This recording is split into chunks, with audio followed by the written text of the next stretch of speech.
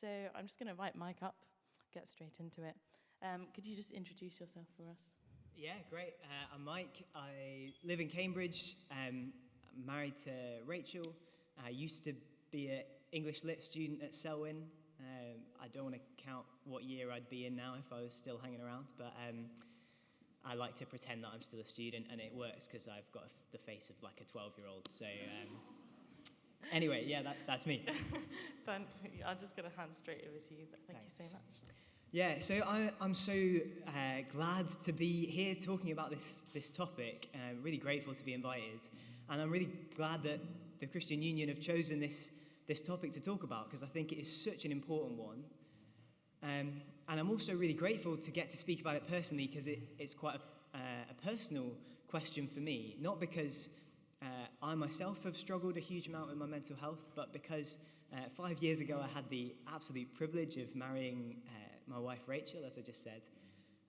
And she was then and still is now really struggling every day with pretty serious anxiety. For her, it's kind of clustered around certain kind of fears about her physical health, but basically it can just come out of nowhere for no good reason and turn a day at work or a meal with friends or even just a night's sleep into this kind of terrifying, exhausting battle that she has to fight through. And so I care a lot about this question. But we're really aware that that's not anything particularly unusual. We have loads of friends who have similar struggles, and actually the statistics are really terrible, particularly among students. I couldn't find any very recent sort of data, but even back in 2019, there was a survey that said that 1 in 5 university students in the UK had a mental health diagnosis. And you think about all the people who are suffering without a diagnosis, and then you think that was before COVID, and before what will have been a huge rise in mental health struggles as we all kind of were isolated from one another. Stuff that we've seen in like the rise in people posting on things like CamFest about mental health problems. I saw a TCS article from just a few months ago that said that 1 minute of scrolling through CamFest brought up 10 posts that had trigger warnings on them, most of them mental health related. So I imagine that for many of us, this is a really personal question, whether it's for us or it's for someone that we know and love and want to care about and care for really well. And I'd really encourage you to talk to anyone you can, to ask your college what support they can offer you, to talk to your tutor or your chaplain, because help doesn't always make it all go away, but getting help usually does help. But the question that I've been asked to speak about today isn't just sort of mental health in general, it's about mental health and God. Does God care about our mental health? And I'm really, really glad to get to talk about that topic, because I think, to be honest, most of the time, for most people in our culture, thinking about God actually makes struggles with mental health worse rather than better. I'll explain why. I think basically most of us think one of two things about God. Either we think, I don't believe in God, or we think, yeah, maybe there's a God out there somewhere. I think that's, in our culture in the West right now, for most people, it's kind of like that. And either way, that does not help us. It makes things worse. Firstly, if we think, I don't believe in God, thinking about that is actually pretty depressing. If we start thinking about, okay, so I believe that everything's kind of happened by accident, and I'm just a highly evolved mammal in a world that's emerged without any purpose or direction, and so basically my life now is pretty much the high point of the universe. This is really as good as it gets. And so if it feels like something is wrong, something is broken, like it shouldn't be this way, it's not because there's a way that it should be or a way that it will be one day. It's just how it is. It's just natural. And that's actually pretty bleak. And so if we think, okay, I don't believe in God, then thinking about that just makes us feel like we're alone in the universe. We're left to deal with our pain alone. But the thing is then, if we go, oh, well, no, maybe there is a God out there somewhere, that actually also makes it worse. Because in our culture, our sort of background, vague assumption of what God's like, I think is pretty similar to sort of Santa Claus, basically. We think God's sort of supposed to be this big old guy, probably with a beard, but specifically, his main job is that we're supposed to sort of ask him for things we wish for, and he maybe gives them to us. And to be honest, in the back of our minds, a lot of us have the sense that he's making a list and he's checking it twice, and he's got to find out who's naughty and nice. And actually that, like, if you're a good person, God would probably give you what you want, whereas if you're a bad person, maybe he wouldn't. And so if that's the vague sense that we have in our heads, and maybe we've got so desperate that we've prayed at some point, then we find ourselves feeling like, hang on, if I'm struggling with anxiety or depression or whatever else, and God hasn't fixed it, maybe God doesn't care about me. Maybe worse than that, maybe I'm a bad person, and that's why God doesn't want to help me. And now I've got even more fuel for the factory in my head that's constantly producing guilt and despair and self-loathing. I've got even more reasons to feel awful. And so just thinking about that, I find really heartbreaking, because I am utterly convinced that is not what God is like.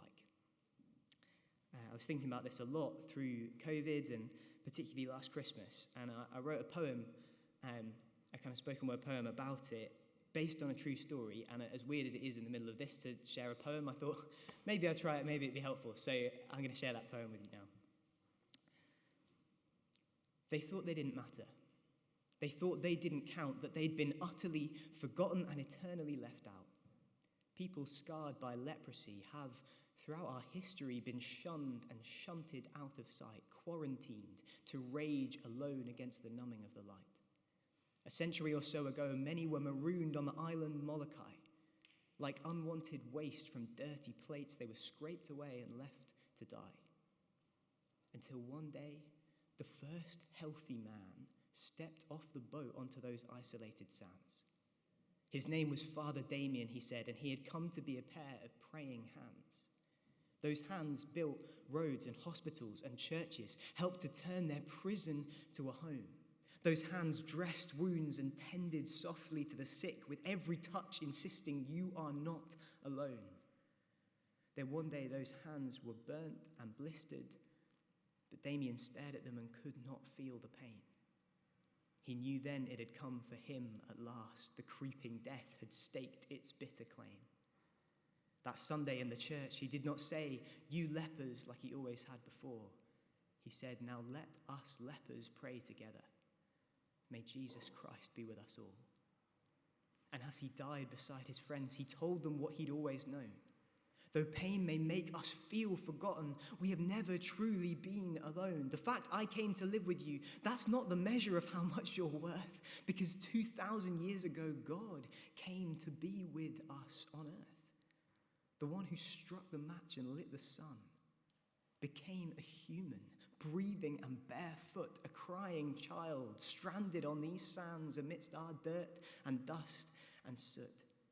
He was born all bloody like the rest of us, and raised in poverty and pain. He let himself be cast out to the margins to hold and heal the lepers and the lame. But the God of love was hated, the only faithful one betrayed. So his helping hands were bound and pierced by the precious people they had made. So now God knows the crushing weight of dread, the choking black of fear and doubt. God knows the ache of being utterly alone, the awful silence after everyone walks out.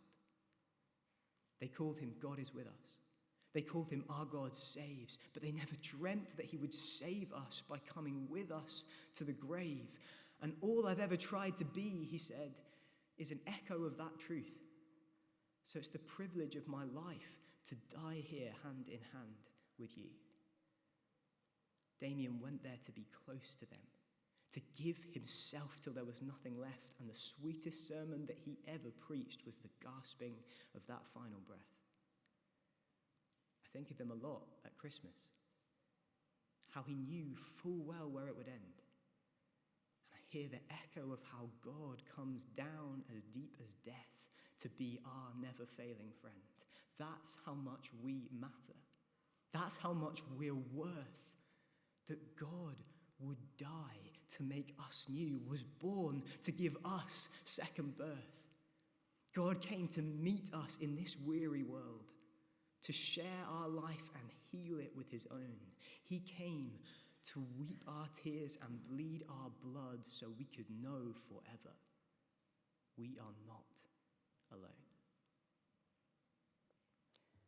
So Christianity says, throw away the Santa Claus picture of God that you have somewhere in the back of your mind that's distant and vague and harsh, and look at Jesus. And if you look at Jesus, you see what God's really like. And Jesus himself said that. He said that he was God coming to be with us. And he said at one point, if you want to know what God's like, look at me. And so I just want to look at Jesus together for a moment and see how deeply God cares about us. And then think about 3 differences that makes if we realize that it's true. So on your tables, there are these little accounts of Jesus' life by Mark. They're one of the Gospels from the Bible. Grab one, at least so everyone can see one, and open up onto page 76. I'm just going to read a couple of sentences from under the heading Gethsemane.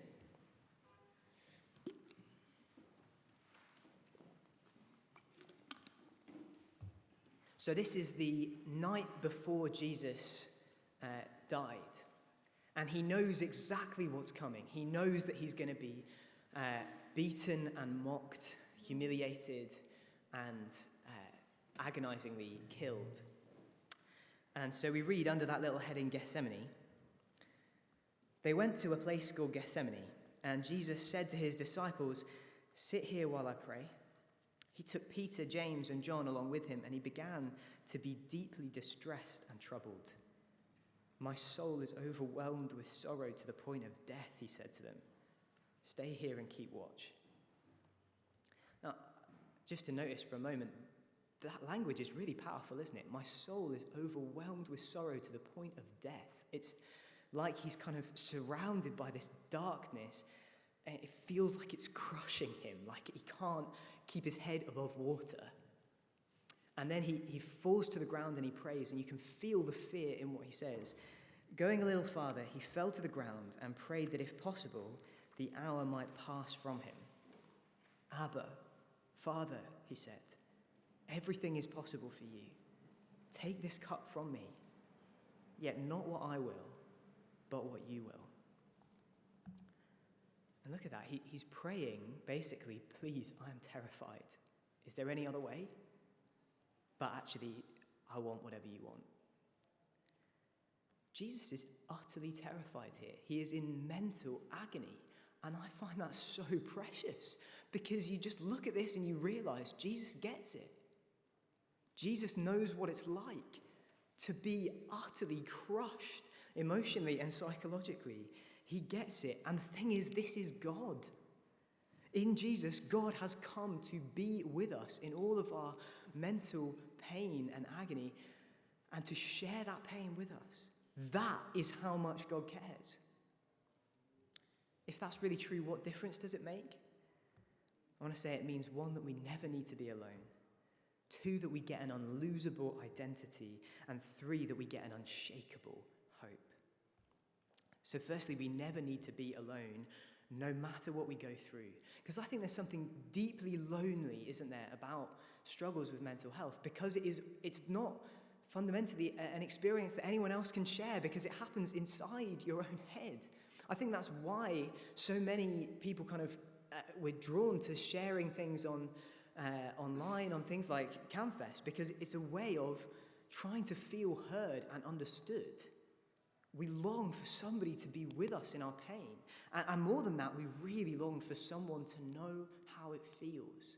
But as a husband of somebody who struggles with this stuff, you find yourself all the time realizing, I don't know what it's like. I can't get inside your head. I don't know what it feels like to be there. And so it's deeply lonely. And we see that Jesus experiences that too. I think that's why it says he takes Peter and James and John along with him. He is really, really struggling, and he wants his friends, his human friends, to be with him. But as we read on, what happens as soon as he sort of stops praying and turns around to them is that as he's been praying, they've fallen asleep. They've left him alone. And then when the soldiers come to arrest him, they flee and abandon him. And then later on, as he dies on the cross, not only has he been abandoned and failed by his closest friends, but actually he gets to the point of saying on the cross, my God, why have you forsaken me?" Jesus, in this deepest agony that any human being will ever face, as he goes through hell, he does it utterly alone. He experiences being completely forsaken even by his Father. And why does he do that? He does it so that we never need to be alone. So that whatever we go through and however isolated and lonely we feel, we can know that God knows what it's like. That he is that person who really knows how we feel.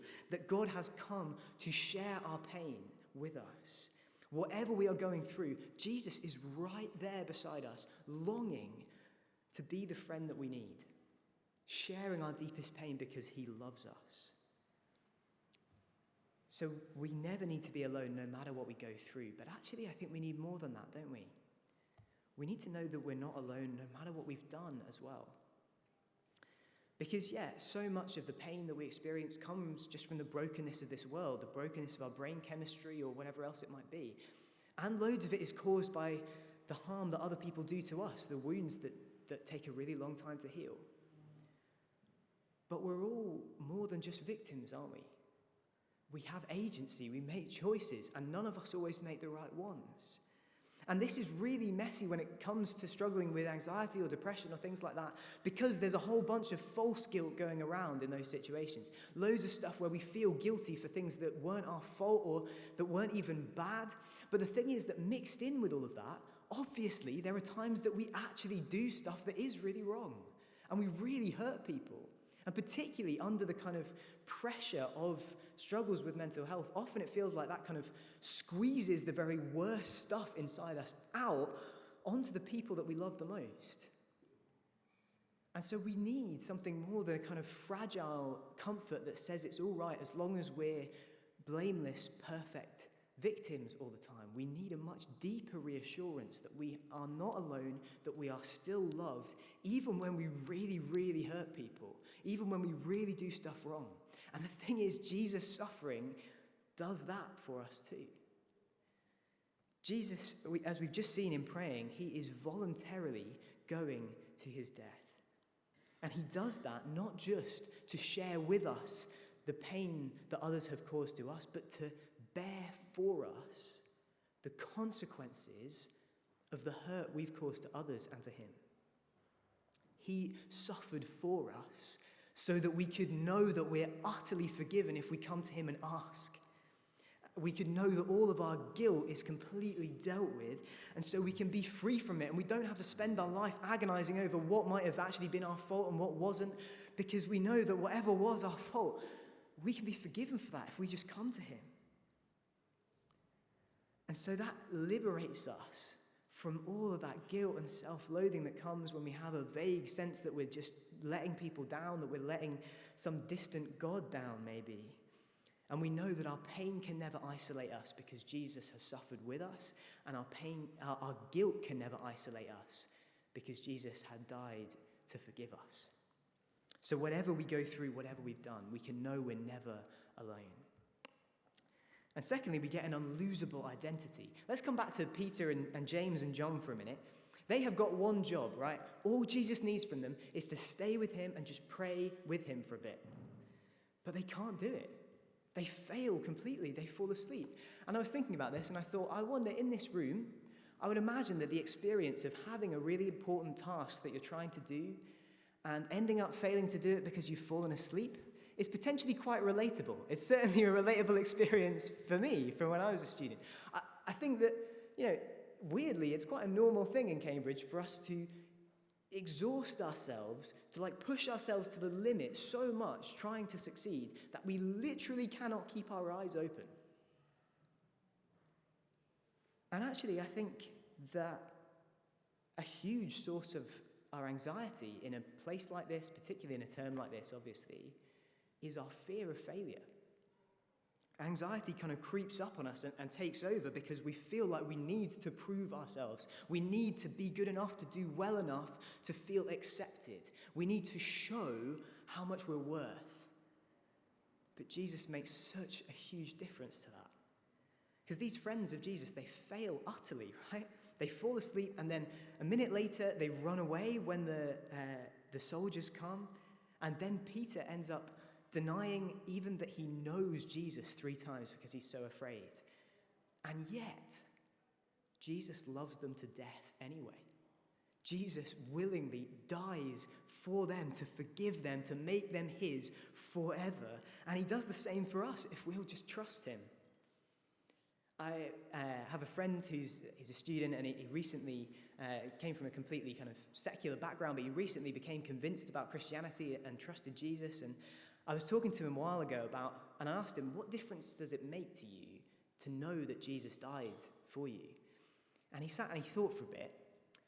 And then he said, well, actually, it's a bit like COVID. And I was like, what? This isn't going to end well. But he said, no. What I mean is not like most of it, but when COVID happened in the Easter term of his first year, he said, we got sent home and everything. That was obviously rubbish. It's not like that. But they also changed the exams. And they made them open book and obviously online and longer. But they also said that there was no pass-fail anymore. All of us were into second year. We couldn't fail the exams. And he said that just took the pressure off, right? It took the fear out of it. So instead of spending the whole term sort of terrified of failure, motivated by fear and pressure, he said, I spent the whole term actually enjoying my subject. Enjoying revising, enjoying doing the exams because I like this stuff. That's why I'm studying it. And he said, to be honest, it feels kind of the same with Jesus.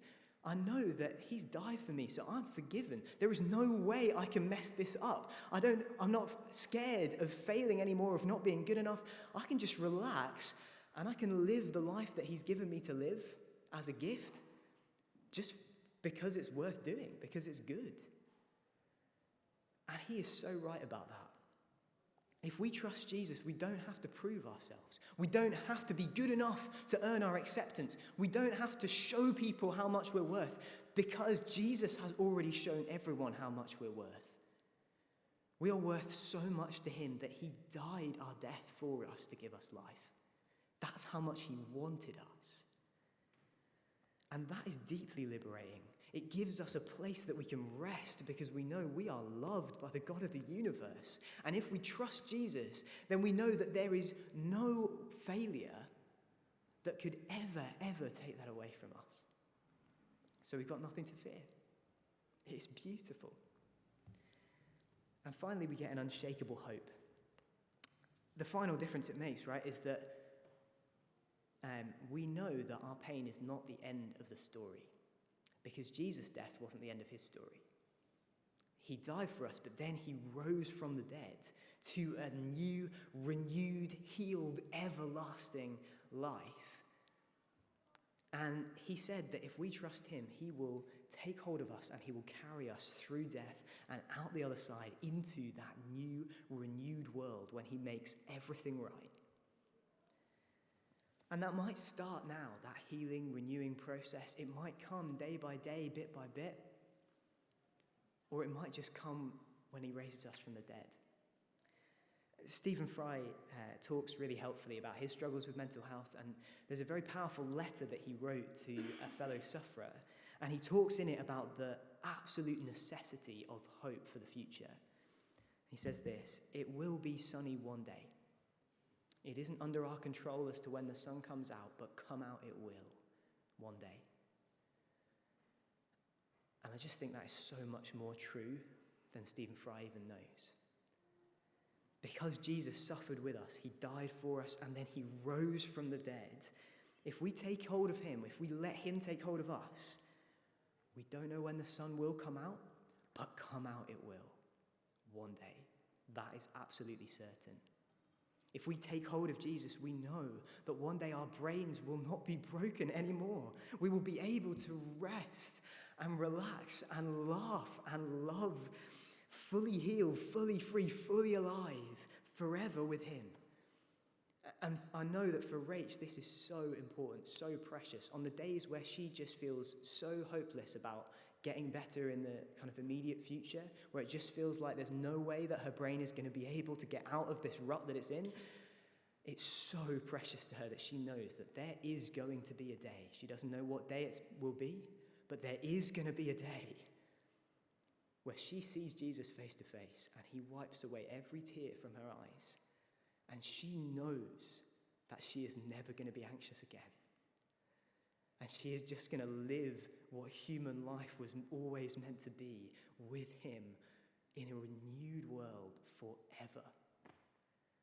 That is so precious. That is so powerful. So let me just encourage you. Please, see if this is true. Get your head around Jesus if you haven't got your head around him already. To begin with, I'd love to hear your questions in a bit as you chat on tables. I'd love to see and try and help with any questions that you have. But please don't let it stop here. Please don't just sort of walk out of this room at the end and go back into the cycle of revision and desperately trying to be good enough and feeling that pressure and getting sucked into it again and again. Why not agree with a Christian friend, maybe somebody who invited you along, that you're going to just take a revision break for an hour every week for the next few weeks and take these copies of Mark and just say, right, we'll have lunch together, we'll have a look at a little bit of this, and we'll just think about together whether or not it's true that there really is a God that loves us this much, that cares about us this much. Because the thing is, if you look into it and you find out that you're not convinced, that you think Jesus is kind of a fraud or that he's irrelevant to you in some way, what have you lost? Right? You've taken a break, you've learned something new and quite interesting and important, you've built your friendship with somebody else. It's not a big deal. But if you look into it and it turns out that it is true, that there is a God that made you and that cares about you this much and that wants to forgive you and embrace you and give you a resurrected, healed life with him forever, then surely that would be worth taking a few breaks to find out.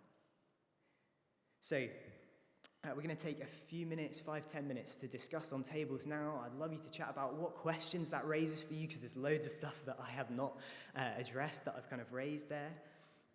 Do chat about that. And if you can't think of any questions, you could chat about the one that I've put up there. What do you think? Would it be good news for mental health if God was real, or bad news? You could talk about that if you'd like. But we'll come back and do the pigeonhole in a minute. You can see the link to the pigeonhole there. So please do jump on that and submit your questions. I'd love to hear them. Hello, wonderful. Please do continue your conversations after. This is very much about encouraging discussion, thinking about these things. So we have got a few questions in the pigeonhole. It'd be worth saying before, just like another content note, there's some quite tricky stuff in here. So we might mention things like suicide and self-harm. If you would rather leave at this point, that's totally fine. So I'll just invite Mike up. First question we got, I'm just going to do them in order of like popularity, so you can vote up your questions if you want to see one answered. Is suicide wrong? Thanks. This is a really painful question, isn't it? I don't think to be honest, there aren't many questions that you can ask about this that aren't painful. And it's particularly painful for me to think about because I think the church through history has really not done well with this issue. It's caused a lot of pain, essentially because everybody, until quite recently, has, I think, underestimated the kind of power that mental illness can have that kind of takes control away from us. And so the message of Jesus, when you bring it to death, right, is that death is not, it's not natural, it's not good, it's not something that we should sort of embrace. It's an enemy, it's terrible. Life is good.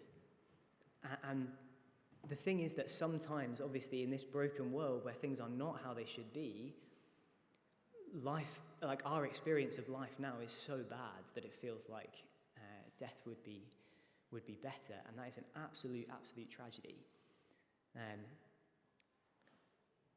But I think that all of us would want to be able to say to somebody, there is hope. You are never at a place where you know that it won't be worth continuing to live.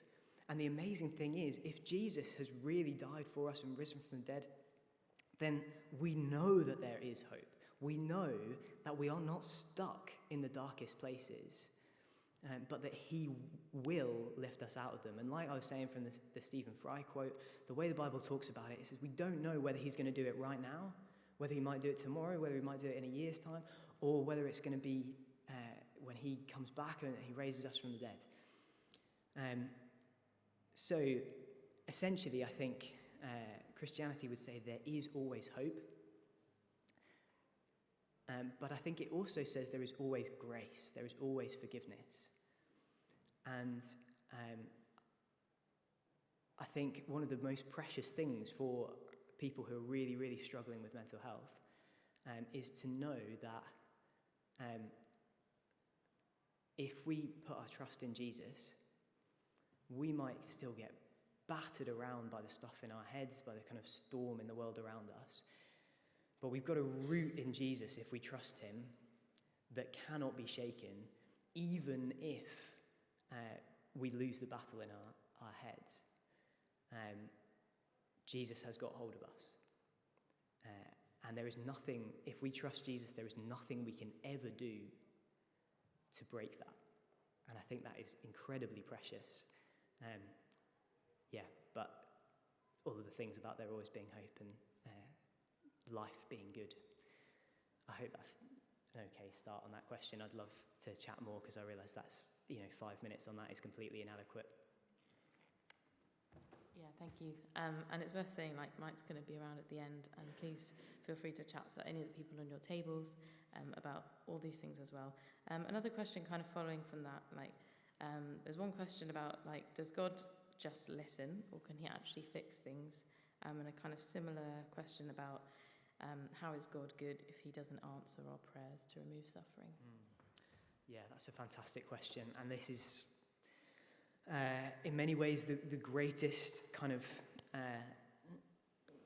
challenge and puzzle and mystery of human existence. Whatever your worldview is, actually, suffering is a real kind of mystery, because either you think that suffering is the way things are meant to be, which actually then means that you have a real problem with our experience of suffering, because when we do suffer, or when someone we love suffers, we don't go, yeah, that's how things should be. We go, this isn't right. The world shouldn't be like this. It shouldn't do this. So if we believe that suffering is just natural, it's just how things are and how things should be, then we have a real problem. If we believe that this isn't how things should be, that there is a loving God who wants us to flourish, who wants life and wholeness and peace and joy and not pain and brokenness, then we have a different kind of problem, which is asking, why doesn't he put it right now? And that is a question that the Bible engages with time and time and time again. It's not like we sort of come along and go,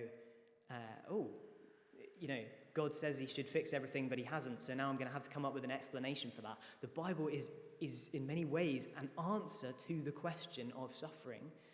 And the ultimate answer is that Jesus comes to suffer with us, and to, having taken all of our suffering, all of the brokenness and death in this world onto himself, he rises from the dead, he defeats death itself, so that we have that absolute confidence that he is stronger than death.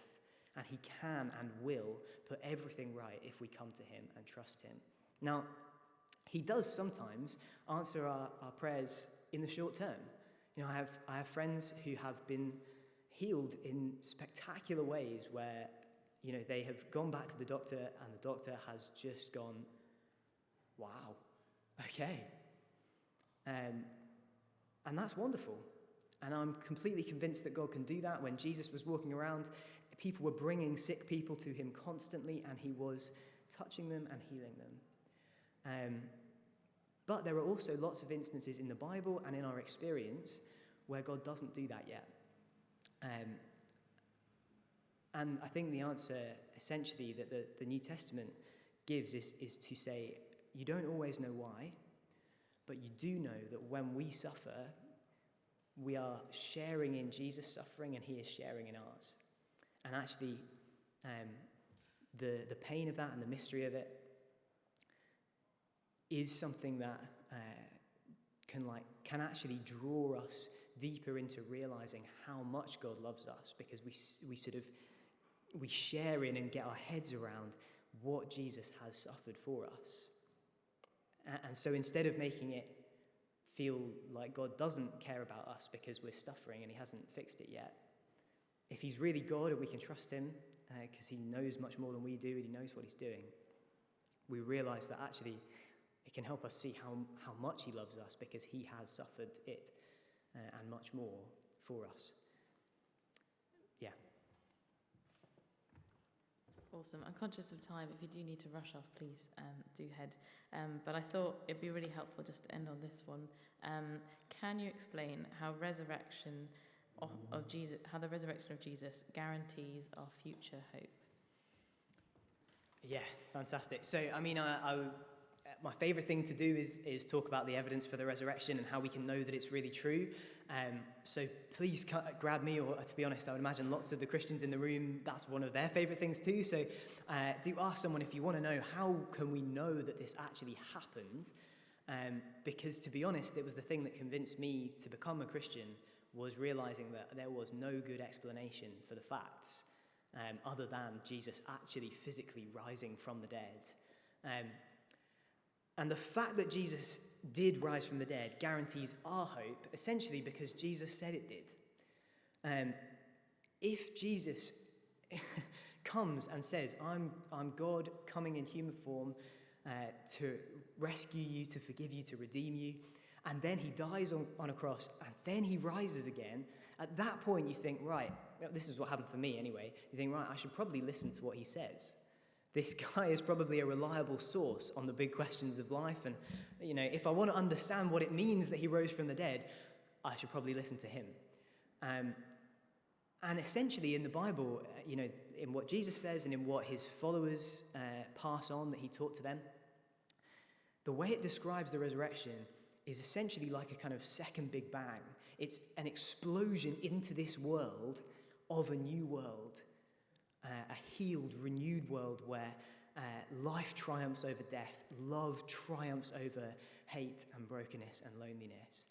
And Jesus wants to bring that world more and more now through us as he works in the world to put things right, but he will completely bring it when he comes again, he raises everyone from the dead, and he renews the world.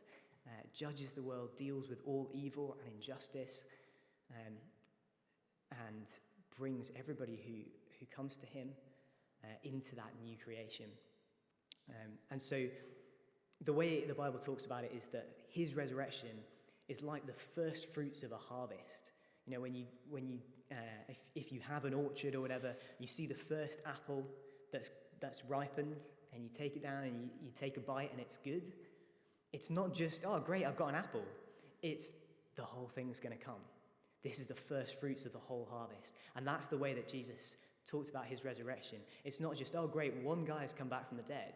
This is the start of a whole new world. This is the start of a much bigger harvest. And if we are in him, if we take hold of him and let him take hold of us, he says we're going to rise from the dead like he did in this new world, which is just epic, isn't it? So, again, let me just beg you, don't just go, that's interesting. Because it's not just interesting. Either it's complete rubbish and I'm wasting my life and so are many people around you, or it is the most glorious truth that has ever been known in this world. So please let me encourage you. I know it's hard in this term. I know there's a whole bunch of stuff going on, but please dig into it. Find out if it's really true. Because it cannot be just interesting. It's amazing. So